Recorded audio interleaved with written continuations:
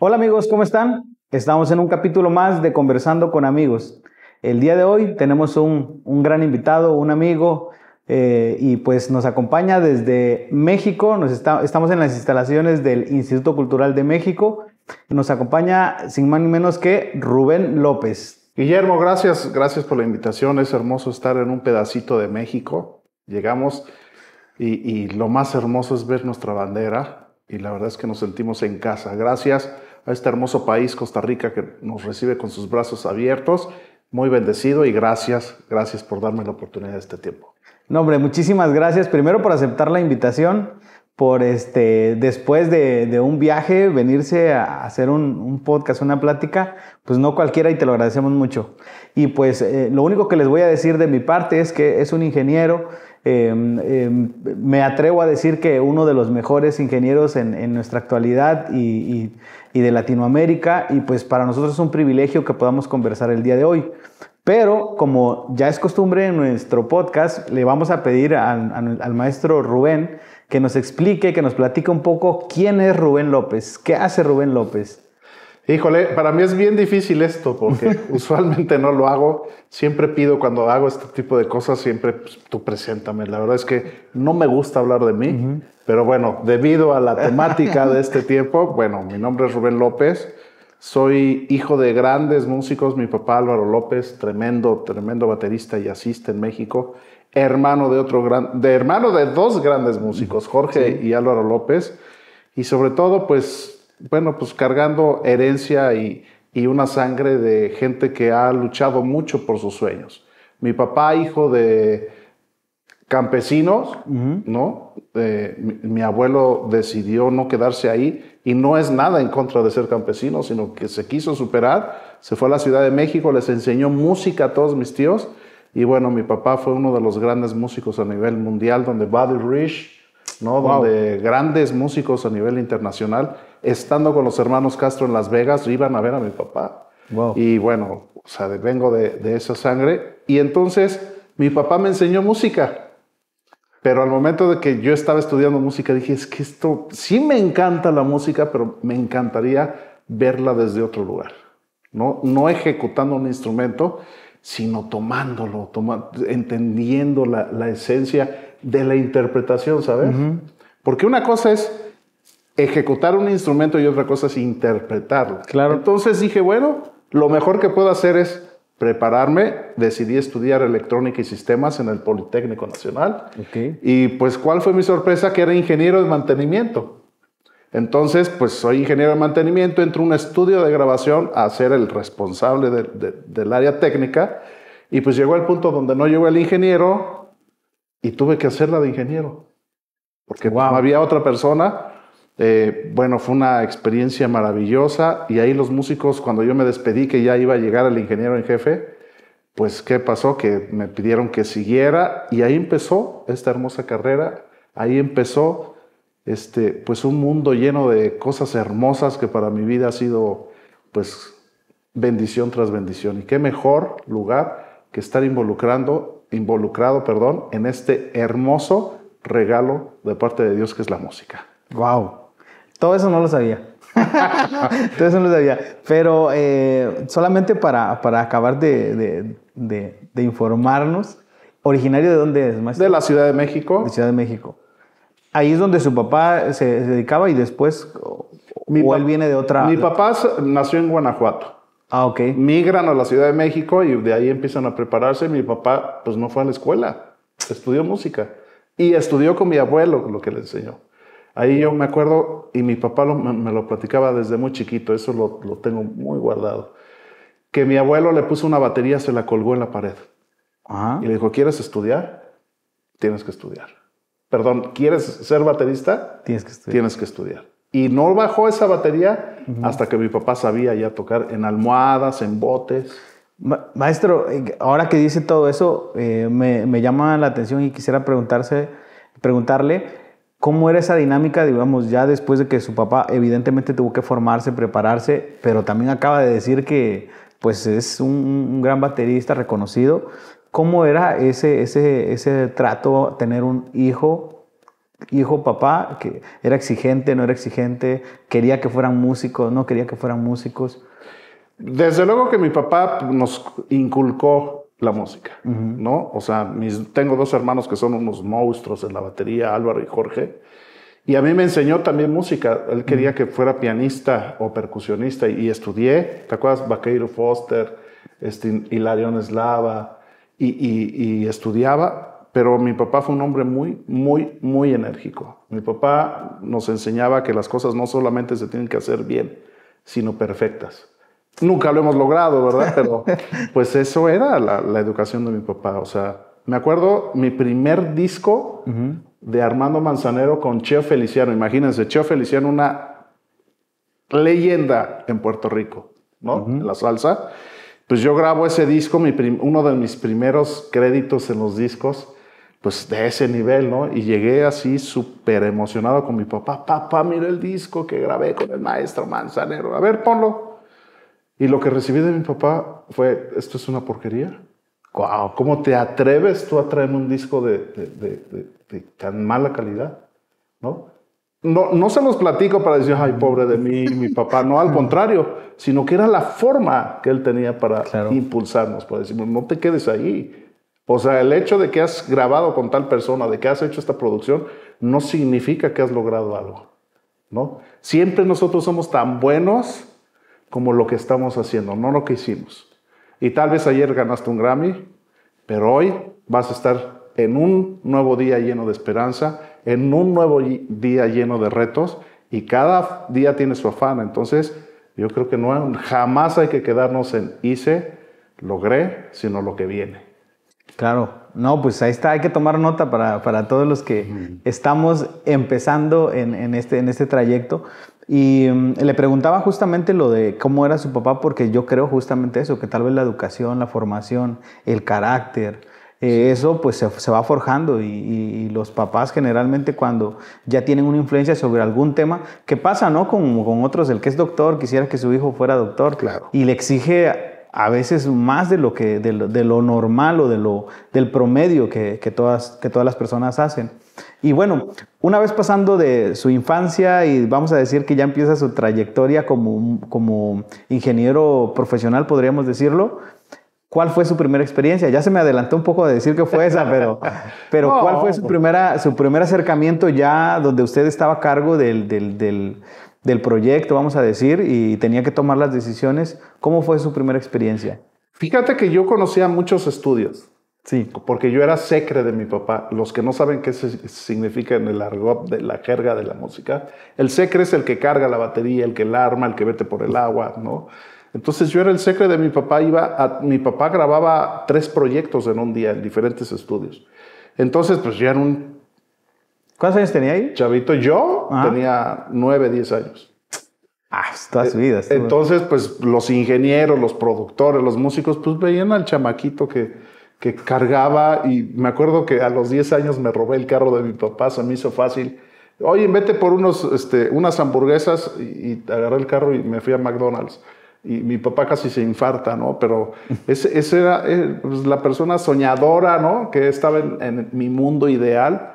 Y bueno, gracias a la vida de mi papá, muchas personas me conocían. Entonces, yo pienso que la vida de mi papá fue muy, muy importante y estoy agradecido con Dios por eso. Porque gracias a él, pues se abrieron muchas puertas, ¿no? Gracias a él, pues que me conocían, pues un joven lleno de esperanzas, un joven lleno de sueños, dijeron, pues sí es el hijo de Álvaro.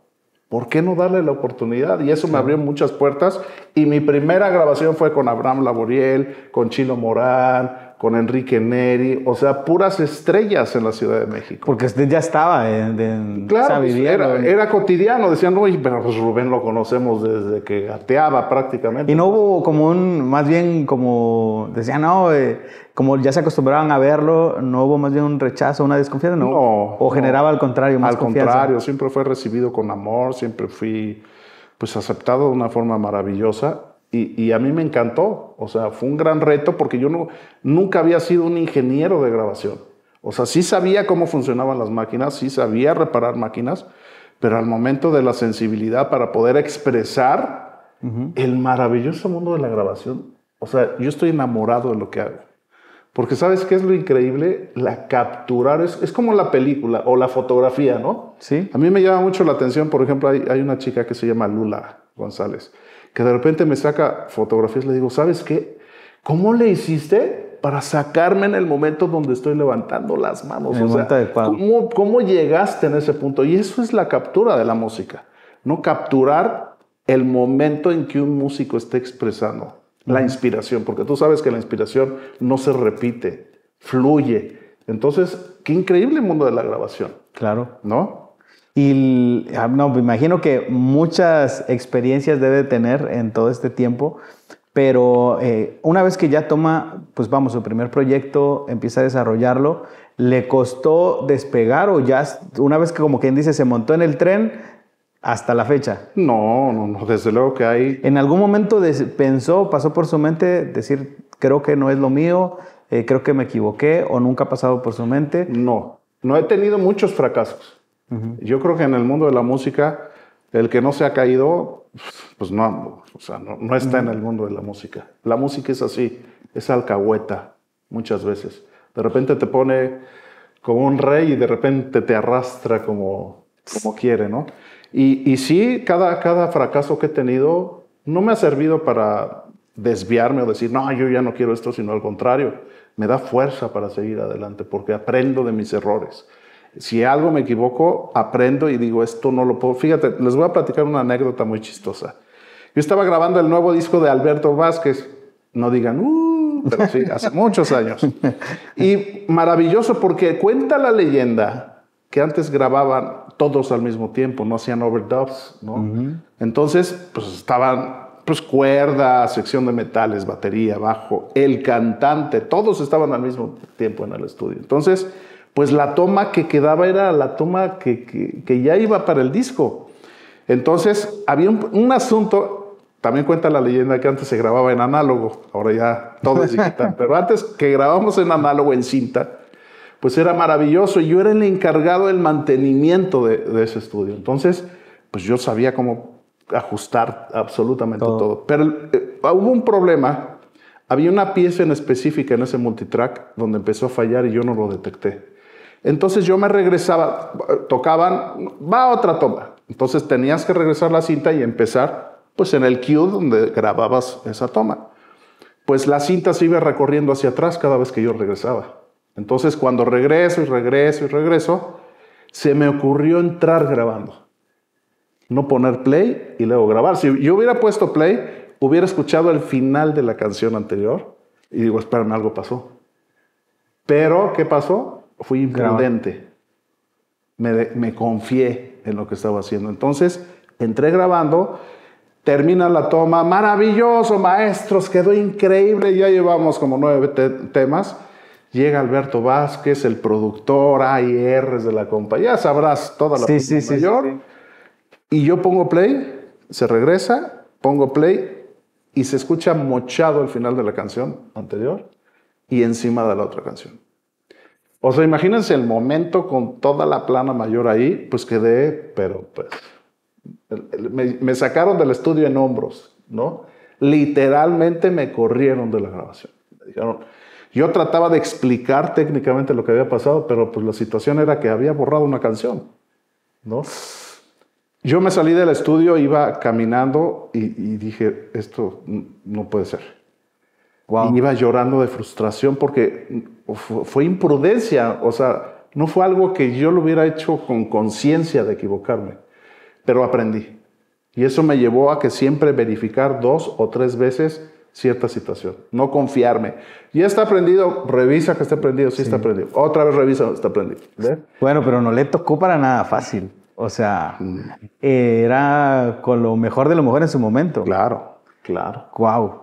Y entonces, bueno, pues ya después de ahí, pues vienen aciertos, ¿no? Donde esas cosas, de repente, algunos aciertos como que borran algunos errores, ¿no? Pero siempre hay situaciones donde estás en un concierto y no fue tu día, o sea, no fluyó, no sucedieron cosas que hay veces que inclusive dices, no me gustó, pero sucedieron cosas maravillosas, ¿no? Claro.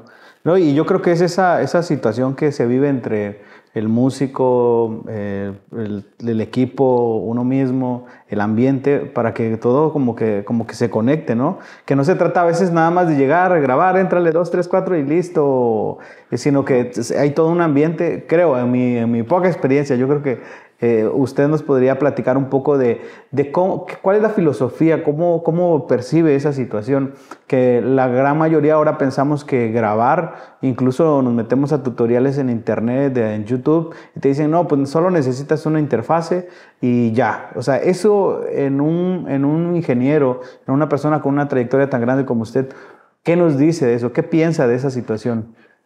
Que apaguen su YouTube, desconéctense de YouTube, ¿sabes? Es chiste, bueno. ¿Por qué digo que se desconecten de YouTube? Muchas veces yo lo que he visto, ¿verdad? Desde luego que hay grandes enseñanzas, hay nuevos conceptos, hay cosas que sí te ayudan, la globalización te ayuda. Yo vengo de un mundo donde tenías que ser más esforzado y hoy la tecnología te hace menos esforzado, ¿no? Okay. Y entonces ves una técnica y te hacen pensar que eso es música. Tal vez es una técnica, pero la música va mucho más allá de eso. La música es como una relación. Si no hay esa relación, no se conocen. Mira, les voy a platicar una anécdota. Grabando el disco de Natalia Lafourcade, es una mujer que es súper expresiva, súper orgánica, sabe muy bien lo que quiere. Y ella me decía, mira, querido, me dice, querido, ¿tú qué piensas? Mira, yo cuando va bajando la vihuela de la tierra, del cerro, y la voy sintiendo, la humedad de la tierra, se me queda viendo, y ya cuando te toca, sientes la parte femenina de la vihuela. Y algunos dirían, órale, ¿qué se metió? ¿No? Pero no, o sea, es una persona que entiende perfectamente la sensibilidad y la molécula de la música, ¿no? Tú como músico me entiendes perfectamente. La música se hizo para compartir, no para competir. Y hoy el mundo te enseña eso, que es competencia. A ver quién suena más fuerte de entrada. Sí, ahora... ¿No? O sea, el rango dinámico ya quedó a la historia, la ejecución de un instrumento, los pianos, los fortes, eso no existe. O sea, todo tiene que empezar a 117 decibeles y terminar a 5,000 si se puede, ¿no?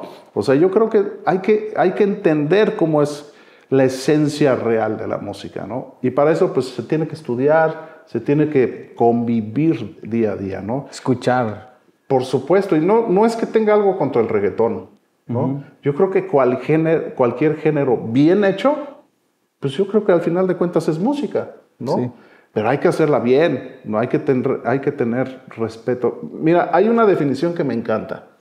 Por ejemplo, ¿qué es mix? ¿No? Pues, o ¿qué es mezclar música? No en DJs, no en ese argot, sino cuando nosotros combinamos todos los elementos que suceden en un arreglo musical, pues los combinamos de tal forma que el arreglo tiene que hacer algo mágico en tu vida. Y entonces entenderíamos qué es música, qué es mix. Y para mí mix es expresar dignamente la obra intelectual de la música. Okay. Simple. ¿No? No necesitas ni maximizar todos los sonidos, ni pasarlos por 500 compresores, etcétera, etcétera, etcétera, ¿no? Sino expresar lo que ya existe. Es mucho más simple una mezcla. No llenarnos de plugins y técnicas extrañas, o tal vez llenarnos de compresiones paralelas, sino muchas veces nuestros rock mixes, cuando estamos grabando, suenan mucho mejor que el mix final. ¿Por qué? Porque estamos fluyendo en ese momento, ¿no? Entonces hay que entender qué es lo que está pasando en esos momentos para poder expresar lo que la música está haciendo, no lo que nosotros estamos haciendo. La música existe, lo único que tenemos que hacer es presentarla de una forma digna. Y si entendemos que es digno, bueno, nos vamos a llevar aquí toda la tarde, ¿no? No, hombre. No, pues gracias por compartirnos todas esas experiencias y la filosofía con la que usted lo ve, lo percibe, lo trabaja, lo hace. Cuando tuve la oportunidad de estudiar un tiempo con usted, ¿se acuerda que en una clase habíamos hablado del tema de Aparte de las frecuencias. Sí, porque sí. Aparte de las frecuencias, pero el tema de la grabación. ¿Qué es la grabación? Dice, y conversábamos y salió entre todos y yo les había comentado, bueno, yo creo que a veces todo empieza en que captemos el sonido, ¿no? Que nosotros, el que hace, todo empieza desde esa parte, que captemos lo que está sonando, lo que está sin micrófono, sin nada, que eso mismo lo pueda llevar a los aparatos, ¿no? Y después escuché su filosofía, lo mismo que ahora escucho también. Dije, sí es cierto, hay que escuchar más, hay que sentir más para que la música pueda cumplir el objetivo. Y a veces nos preocupamos justamente más porque nos dé tanta compresión, que sea más visual y no tanto auditivo. Y yo creo que en esa parte la verdad que le agradezco mucho porque desde aquel curso también he aprendido mucho a ver la música desde otra perspectiva. Pero no me voy a centrar en eso porque aquí el invitado es el maestro. Entonces, le quería preguntar también, aprovechando que lo tengo por aquí, ¿qué es? Porque yo lo he visto ya en varias nominaciones por ahí, con muchos premios. Ha tenido por ahí varios Grammys. Muchos artistas, músicos, ingenieros quisieran en algún momento de su vida disfrutar de tal reconocimiento. ¿Qué es? ¿Cómo lo siente? ¿Qué nos cuenta sobre ese tema? ¿Era para usted en algún momento de su trayectoria lograr eso es como un objetivo para usted? ¿O simplemente qué significa para usted tener ese tipo de premios que son reconocidos, vamos, mundialmente? Bueno, o sea, sería absurdo decirte, no, hombre, no.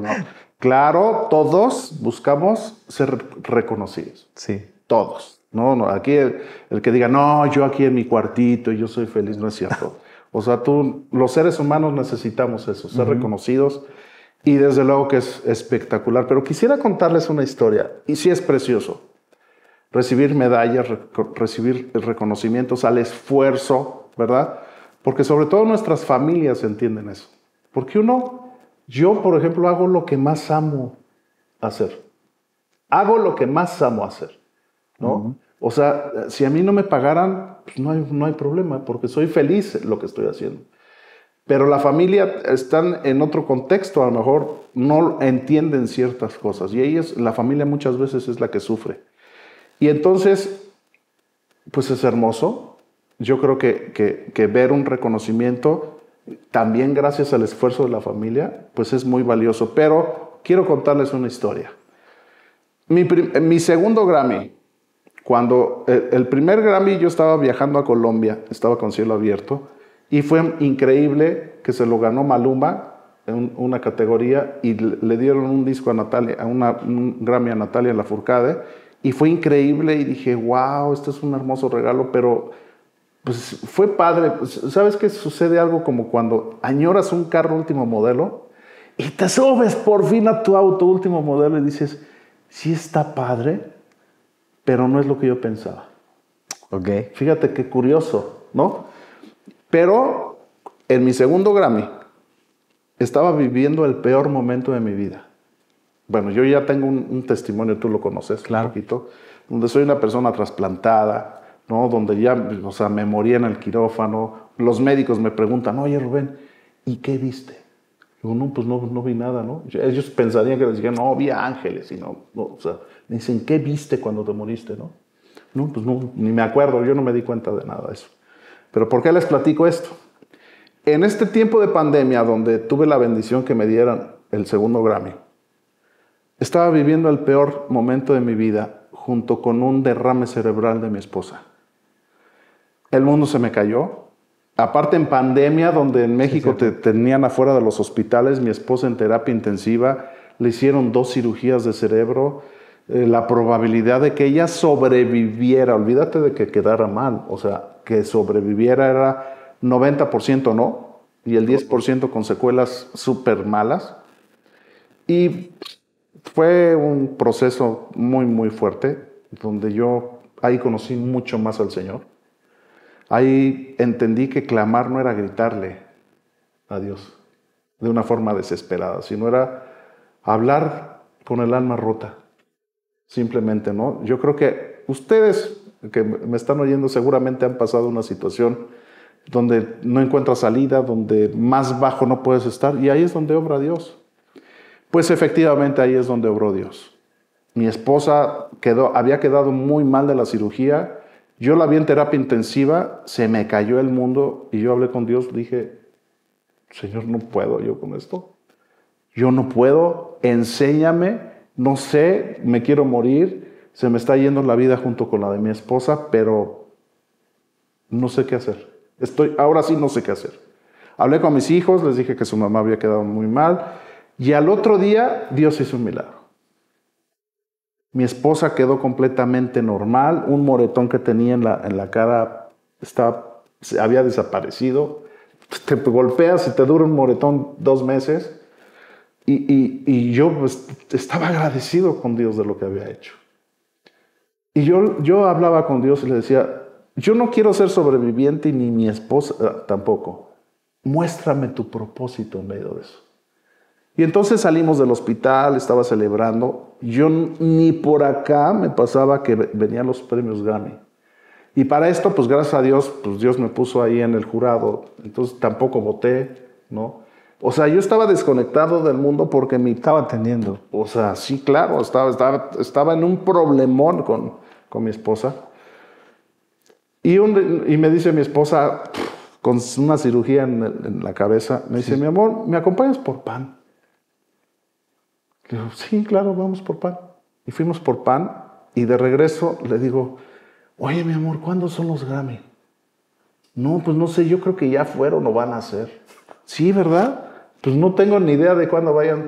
Qué curioso, porque cuando todos los que estamos involucrados en la Estamos esperando. Está claro, o sea, es una fecha, es como cuando te vas a casar, ni modo que se te olvide, que no, que no te aparezcas ahí. Sí, yo perdí la noción y le digo a mi esposa, ¿sabes qué? A diferencia del Grammy anterior, o de los premios Grammys anteriores, que estaba nerviosísimo. ¿Quién no se pone nervioso en una premiación? Claro. Ay, que se lo gane. Y todo el mundo, felicidades. Y por otro lado, sí, qué mala onda que te lo ganaste, ¿no? Pero se me olvidó, ¿no? Pero sí le dije algo a mi esposa. ¿Sabes qué, mi amor? El mejor Grammy eres tú. No me importan hoy los Grammys, no me importa nada. Mientras te tenga a ti, mientras tenga al Señor, lo tengo todo. Qué bonito. Y me dice mi esposa, sí, pero ¿sabes qué? Dios no es así. Dios no da en pequeñas cantidades. Siempre Dios da de acuerdo a su gracia y a su favor. Y eso se me quedó bien grabado. ¿Y cuál fue la sorpresa? Que llegando a casa, empezó mi celular. Yo pensé que se estaba quemando de pi, pi, pi, pi. Dije, es una alerta. Eran puros mensajes de WhatsApp, que felicidades, que bueno, todo el mundo sabía menos yo, ¿no? ¿Por qué les platico esto? Porque yo estoy seguro que tú, así como yo, tienes sueños, tienes metas y no se te han cumplido. O tal vez tienes un papá que te dice que eres un bueno para nada, que no vas a lograr nada y que eres un fracasado, porque sí los hay. Pero ¿sabes qué? Cuando tú tienes a Jesús en tu corazón, las cosas, todo lo demás va a venir por añadidura. Y esto no es ni una predicación, ni es una plática cristocéntrica, ¿verdad? Sino es solamente un hombre que te está hablando su experiencia y lo que ha hecho Dios en su vida. Así es que hoy yo te invito a que dejes de pelear. Deja que Dios actúe sobre ti. Y todo lo demás va a venir a tu favor. Yo nunca me imaginé ganarme un Grammy porque pues, todos trabajamos para eso, pero no existe la fórmula para hacerlo. Hoy puede ganar Bad Bunny, mañana puede ganar Frank Sinatra, ¿no? ¿Por qué? ¿Qué es a lo que lleva eso?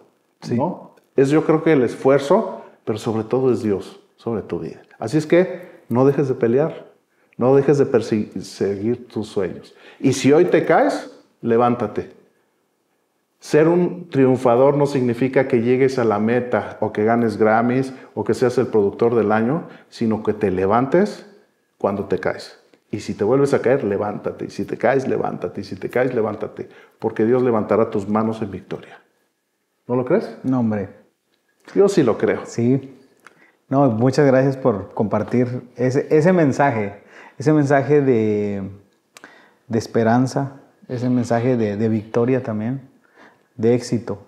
Y yo creo que esa personalidad que usted tiene, la forma de sentirlo, de vivirlo, yo pienso que ha tenido mucho que ver en el éxito que tiene. Y la verdad es que le agradezco mucho que nos haya compartido esto. Yo creo que podríamos hablar de muchísimas más cosas, pero esto para mí es muy importante y le agradezco que haya compartido Pues el tiempo se nos está ya yendo, el tiempo se nos fue muy rápido, pero no nos vamos a quedar con las ganas pues, de todavía hablar un temita más. Y la verdad es que me siento muy, muy privilegiado de que hoy podamos conversar, de que hoy pueda tenerlo de primera mano.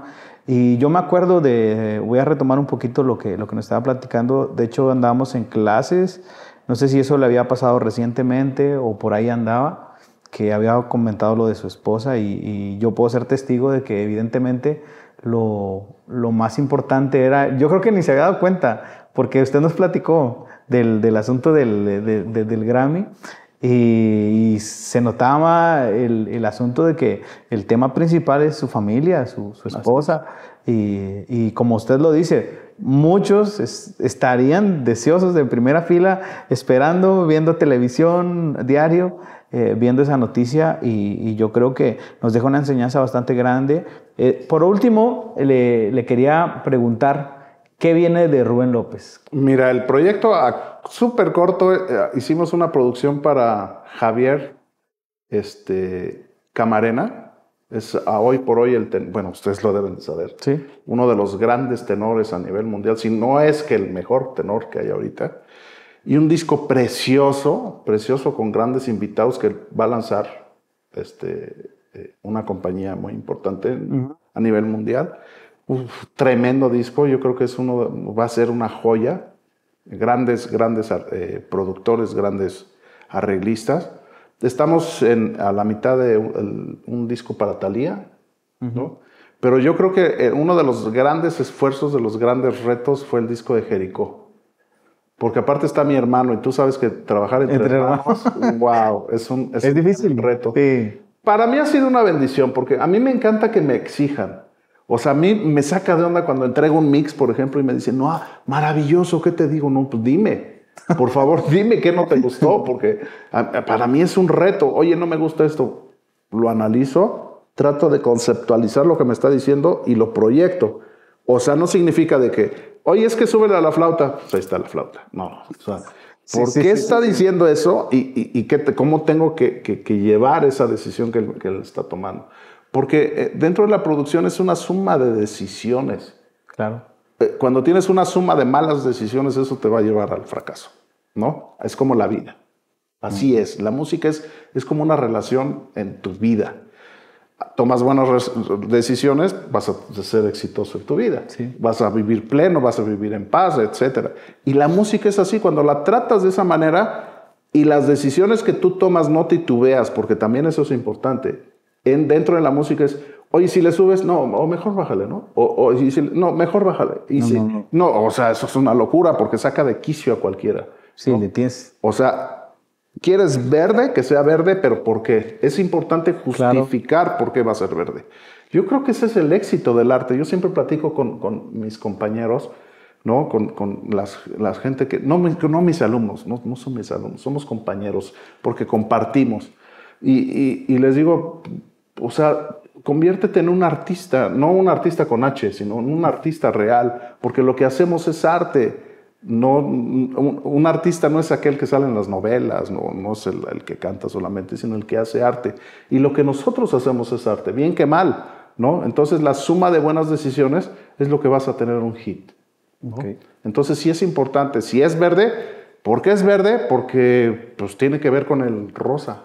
Bien. Está bien. Te aplaudo. ¿No? Hay una conceptualización por supuesto definida y eso tiene que ver también con el carácter, con un montón de factores que ayudan a que, pues vaya, si te equivocas, pero así hay un concepto, ¿no? Así y eso se lo capto de esa manera. Y nos estaba hablando del proyecto que están grabando. Aparte de ese, ¿vienen otros proyectos o solamente viene este de momento? No, estoy produciendo a una chica de Estados Unidos, música ranchera, que también es un gran reto. Por ahí les voy a compartir. ¿Tengo media hora más? No, pero rapidísimo. Yo era un hombre de color en un cuerpo de mexicano. Ok. Yo andaba con mis shortsotes, mis tenis, y mis playerotas y you know, caminaba así. Y una vez me agarró un productor muy sabio y me dijo, oye, ¿qué traes? ¿Por qué todo? Porque para mí el R&B era la neta del planeta. Okay. Para que entiendan, era lo mejor. Y el jazz. Entonces me dice, ¿pero por qué el R&B si tú eres mexicano? Le digo, no, porque esa es la música. O sea, no hay otra. O sea, no hay otra fórmula. Esa es. Okay. Y me dice, pero espérame, para el R&B ya existen los que hacen R&B. Para el rock ya existen los que hacen rock. Para el vallenato ya existen los colombianos, ¿verdad? Tal. Y me dice, ¿tú eres mexicano, no? Le digo, sí, y a mucha honra. Estábamos en Hit Factory mezclando el disco de Alejandro Fernández. Y yo me sentía mexicano en Miami, ¿no? Y me dice, ¿por qué no defiendes tu música? ¿Por qué no la haces con excelencia? Porque muchas veces pensamos que el mariachi es mediocre, el mariachi es mal grabado, el mariachi es mal tocado. Pero cuando lo llevas al nivel donde lo tienes que llevar, es una de las mejores músicas del mundo. Sí. Entonces, eso es lo que yo digo, o sea, puedes hacer vallenato, puedes hacer cumbia, ¿verdad? Tuve la bendición de trabajar con Jairo Varela, con el grupo Nietzsche, y fue una de las mejores experiencias que yo pude tener de la música de la cumbia, ¿no? De la música tropical. No, pues, pudiéramos hablar, como dice el maestro, no media hora, sí, un día completo me imagino que más de una experiencia hay. Pero pues se nos acabó el tiempo. Quiero agradecerle nuevamente al maestro Rubén López por acompañarnos, por aceptar la invitación, por darnos el privilegio de escuchar todas esas experiencias que nos enriquecen. Y pues esperemos vernos pronto, que no sea la primera vez que esté por Costa Rica. Está abierto también. Quiero agradecer también al Instituto Cultural de México en Costa Rica, que siempre nos brinda con el espacio. Y tiene un espacio genial que se puede aprovechar. Los invito que los vengan a conocer y desarrollar también actividades culturales mexicanas. Y bueno, nos vemos al siguiente capítulo. ¿Algo más que quiera agregar, maestro? Aprovechen este lugar maravilloso. Yo me quedé con la boca abierta. Es un lugar precioso. Se respira un ambiente artístico aquí adentro. Aprovéchenlo. No dejen de pelear por sus sueños. Tienen las instalaciones, tienen el lugar. Oye, yo quisiera este lugar en México y lo tienen aquí en Costa Rica. Aprovechen. Dios los bendiga. Hasta luego.